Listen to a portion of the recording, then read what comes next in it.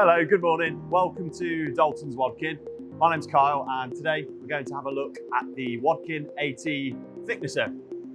The AT thicknesser is a heavy duty, standalone thicknesser designed for workshops demanding precise accuracy and ease of use for the production of high quality joinery components.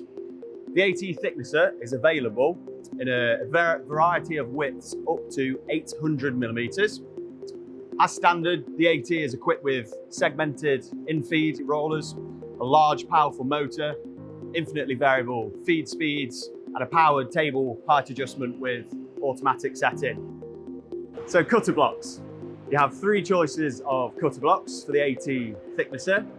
As standard, the machine is supplied with a 4-knife high-speed steel cutter block with a knife setting device. You can upgrade to a 4-knife terser cutter block for fast knife changing with no setup required.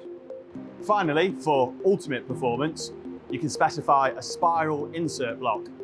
This is designed to give a glass-like finish with reduced noise and energy consumption. It's made up of individual knives.